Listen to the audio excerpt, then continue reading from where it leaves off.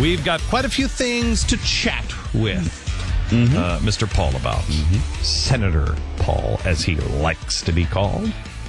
He's worked so hard for that title. Yeah, so please don't call him Mr. I know. Who was that? Barbara Boxer that said that? Yeah, that was great. I work hard for that title. Oh, excuse me. Excuse us.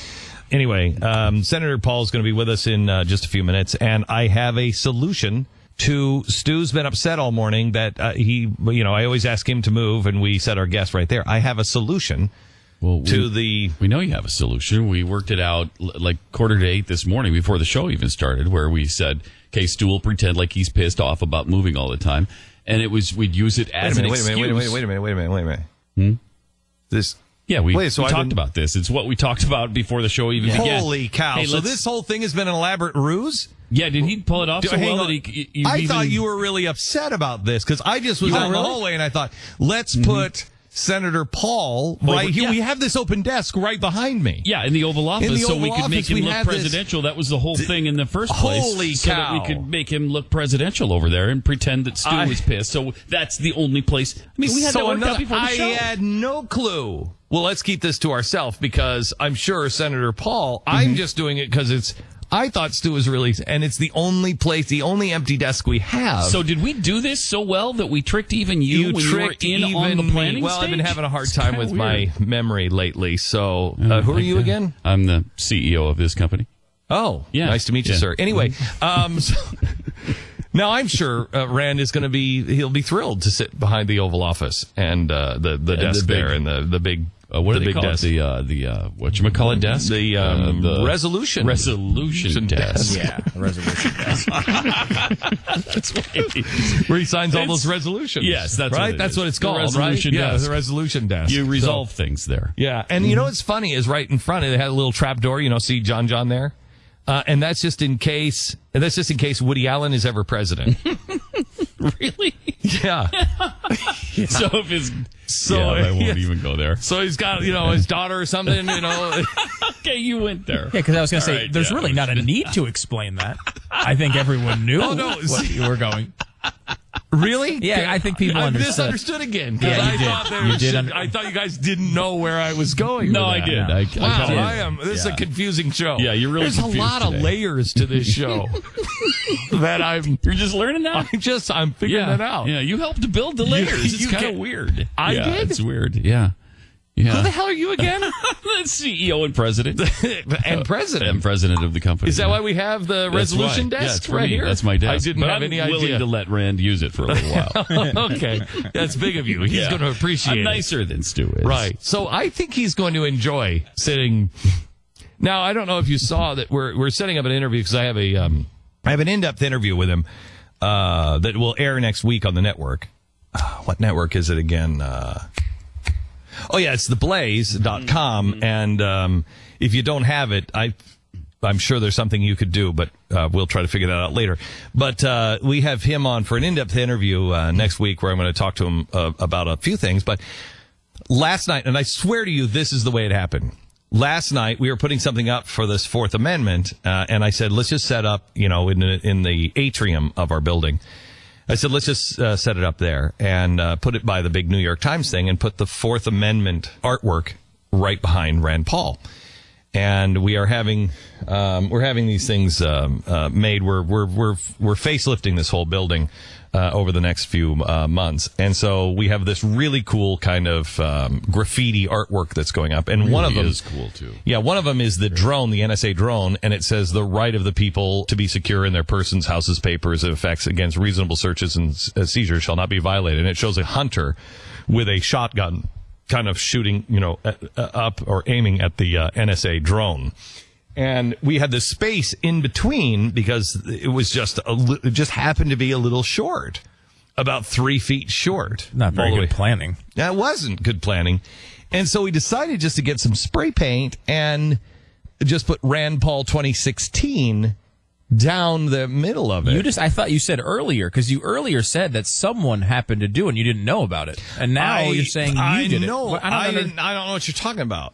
Oh, is that because, Pat, we planned that earlier when we were going to say that? Is that what it was? Because I don't know what talking about there? I don't know who did that with spray paint, and I'm really pissed, and we're not going to be able to get it off during the until the interview is over, because we're right on top of it. I hope he doesn't mind that we're making it look like he's announcing something. Some people think that we are trapping people. For instance, Ted Cruz comes on.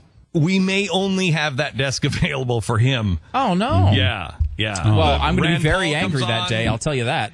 I don't know what. As angry as you were today? Maybe even angrier. And refusing to give up your seat? Yeah, I will not get up from this seat. Wow. For these, you're a tough. Wait, is this part of the act? Yeah, or no, is it's part of the act. We planned this okay. earlier. Yeah. Okay. Wow, you guys are good. Yeah. I didn't see that. Yeah. We just like to hurry up with it and just make the announcement. And if they're not going to make the announcement, we're just going to make it for them. I'm sure So he's going to like Rand this is going to be approach. on today, and let's just throw it out there. He's running for president. Maybe we should ask him if he's running for president. Oh, and I have another announcement. Jay Leno starts on this network next fall. I think we should ask him too. I think if you speak, You will you it just into will it to existence. be. You just You speak do. it into existence. Yes. Just speak it into existence. I like that. Rand Paul 2016, Jay Leno starts this fall on The Blaze. Oh, by the way, Jay Leno, immediately after your local news, which follows Duck Dynasty, now 5 days a week on The Blaze. Wow, really? Yeah, that's happening. So, Wow. yeah. Oh, that's good. Anyway, so All right. Rand Paul will be with lineup. us in just a minute. Do we start with the potentially contentious Mitch McConnell question, or do we end with that? Well, now he might be in his car listening. Mm-hmm. So now you've told him that we're going to do that. Well, I want him to be prepared for it. Why do you want to be prepared for it? Because I don't like, it's surprising. We never like to sandbag people. We always tell them that, we're going to ask you some tough questions. You got to be prepared for that. Don't you think? All right. So Now he's prepared. okay. Yeah. So do we tell him about the question that we have about what Sun Yi has told us about Rand? No, we don't. No, not that one. We spring that on him? Let's bring that one on him. Was that in the meeting earlier? Yes. Okay. All right. No. Good. Okay. Man. All right. So that's coming up in just a second. Let me tell you about our sponsor. I don't know. Let's just get that out of the way. Let's get the announcement that he's running for president, and then right to the Mitch McConnell, because I don't understand it, because Stu is really right. Because I've been hoping, I've just been like, okay, he's saying that it's Mitch McConnell, but he's saying that he's playing a different game than his dad, and he's never going to say any of this, and I just don't think I don't want to ask him, because what is he going to say? What is he going to say? I told Matt Bevin that I think when the curtain is closed, he's going to pull the Matt Bevin lever. What did Matt say about that? Did he buy that? Or? No, I don't. He's not going to comment on it. He just laughed. But I think that's what's going to happen. I think Rand Paul could say, "Oh, Mitch, you were the best. You're the tippity top. You're the. You are. If it wasn't Coke, you'd be it. I mean, it's that. That's how I. And then close that curtain. Matt Bevin. That lever's pulled. That's what I think is happening. Here's our. Paul's going to be with us in just a few minutes. Oh, he's delayed a little bit. The snow. Oh, the snow. Look, I mean, really? In Dallas, you're going to try to use that excuse? Yeah, Come on, it snows here all the time. All the time. We're professionals at moving snow. Yeah, we've got one snowplow for the entire Metroplex, okay? So don't tell me that we can't clear roads. We actually have 4. No, I think we have one. For the entire DFW Metroplex. I think Dallas has one. Okay. But they could borrow 3 from Fort Worth. Wow. Yeah. So don't tell me. So we've got 12-lane highways and we have 4 snowplows. It's crazy. It is crazy when it snows. Yesterday it was like 1:00 and we had, I'm not kidding you, half an inch and it was starting to taper off and everybody's like, I think we all should go home. We should go to the store and we should go home because we're not going to be able to move. But Rand Paul will be with us in just a few minutes, running just a little bit late. You were endorsing me, Glenn. That's why I said I'd come on your program. Well, I thought you were going to announce that you're running for president in 2016. Oh, I have to tell you what I'm running for before you'll endorse me. Yeah, so, Senator, you're playing hard to get this morning, Glenn. I just don't think that's fair. Can we start with the hardest question that I have for you, and it is this: why are you endorsing Mitch McConnell? I'm here in Texas to endorse Don Huffines. We got our signals crossed here. Now, going back to Kentucky, because he asked me when there was nobody else in the race, and I said yes. And Al Gore has asked me to change my opinion on global warming, and I don't do that. So I'm asking. Okay. If this is the way it works, if this is the way it works, I'm asking you to endorse that you're running for president in 2016 right now. That's right. So you're endorsing me for president? I'm still really having trouble understanding you. We have a bad connection. Yeah, we do. Well, we're looking forward to having a conversation with you today, and we're going to have a kind of an extended conversation for next week's television program. And you are in town to endorse somebody. Will you agree with me that if we lose Texas, we lose the Republic of America? Absolutely, and I grew up here in Texas, and Texas is the last bastion before we lose the republic. So we have to keep Texas, and not only do we have to keep Texas, we have to figure out how to win Ohio and Illinois, and I think we can. And I think that liberty is popular, the Bill of Rights is popular. I think all of the ideas that we should be for can be popular again, but we just can't be tepid. We can't be Democrat light. And we, frankly, have to stand up and say what we believe in. And quite honestly, I don't think we can be anti-stuff anymore. We were talking today that, you look at all of the stuff that is going on. These are all pretty much the positions that I hold dear today, and I hold them dear today because I've done my homework and I have read the Constitution and I know the Constitution. I know our founders now. It's not like I just had before some grade school understanding of it and I was a spectator in a country. I actually know what I believe now. And I also have seen that I've been betrayed by both parties, and those principles have been betrayed by both parties. The positions that we hold, many of them are the same positions that the people that are on the left say they hold or held, 8 years ago. We have to be a group of people that say, I don't care which party you're from. I don't care what you used to believe, as long as you really know why you believe these things now, because these are uniting principles. Nobody should be able to spy on you. Nobody should be able to, arrest you and hold you without a trial. These are really basic things, and I think it's a very uniting principle away from the parties. Well, and you would think, and, one of the things that I'll often say in speeches is I'll say, maybe we ought to read the bills before we pass them, and people chuckle. And I say, no, I'm serious. We should actually read the bills before we pass them. Maybe find out whether or not they're consistent with the Constitution. It reminds me of, from the conscience of the conservative when Barry Goldwater says, I will not ask whether legislation is needed before I have first asked whether or not it is constitutional. And that doesn't happen. It just isn't happening. So the website Defend the Fourth Amendment, the spying on people from the NSA and the drones. I remember when we first started talking about drones, and people, this is under Bush, people started talking about, well, we'll use them on the border for North and South. And there were some conservatives who were like, that's good because then we can. And I said, no, you don't use those in the sky over America. We're not even having the conversation now where is it, Toledo, Ohio, where they're flying drones over, and the police chief are like, yeah, we want people to be afraid. We want people to know if you're doing something wrong, we're in the sky. We're going to see you. That's not good.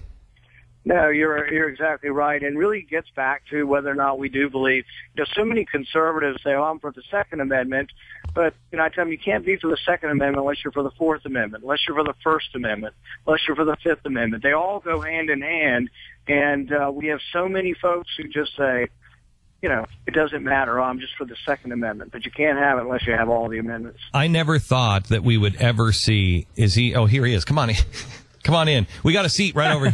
We have a seat right over here for you, Senator. Let me get my mic. Hang on, let me get my microphone on. So now we are watching this happen live. Should we take the break now and come back on the other side? Yeah, let's do that. Okay, let's do that. Hang on, let me get my commercial. We got to get him seated in a proper place because we can't have him at your Let me tell you about We're with Senator Rand Paul of Kentucky, and we found a desk for him to sit behind to do the interview. So you can just sit right there, and I'll just sit here and.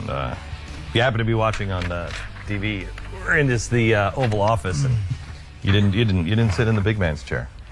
Well, what I would say is, good evening, America. I'm speaking to you from the Oval Office in Dallas, Texas.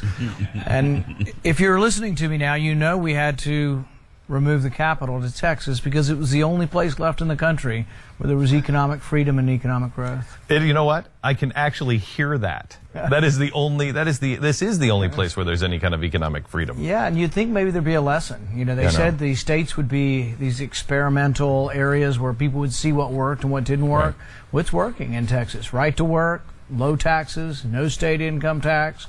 Why don't we spread that around the country? I know. What, you know, you're sitting in, this was actually the set for JFK, the movie, Oliver Stone's movie, JFK. Why would you, seriously? I mean, nobody really wants to be president anymore because it's a nightmare. It's an absolute nightmare. Right. What drives you to sit behind that, if that would? Somewhat fear of the future, but somewhat hope for the future as well. I mean, the fear is that if we keep going in the direction we are, we're all going to be enslaved in some way. And if we stand up, I think it's not too late. And I think there's such greatness that our country was founded upon. There's still a greatness left in this country. And I'm just disappointed that we keep choosing the easy way out. We choose the easy way out, but the easy way out isn't really helping people. It's actually hurting the people that they claim they're helping. And we've only got, how much time do we have? About a minute? 60 seconds. When, you know, we're going to go and tape something for television next week, and I want to talk to you about technology, because I know you're a technology guy, and we both think technology is going to make things much, much better. But technology is being embraced by the government, and those big corporations are embracing the government right back, and we're entering an entirely new world. America will not look like this in 5 years from now. Well, the information revolution's been good for people who sometimes have unorthodox or not accepted ideas, so that's been great. And we'll see where the future takes us, but there is always a worry. Will government get so involved that they stifle that? Okay, there is a class action lawsuit against the NSA that he is going to be filing, and you can find out all of the information at defendthefourth.com. Defendthefourth.com. We'll have more on that on the Blaze. Pat and Stu will talk about it a little bit on their show, and we'll see you next week.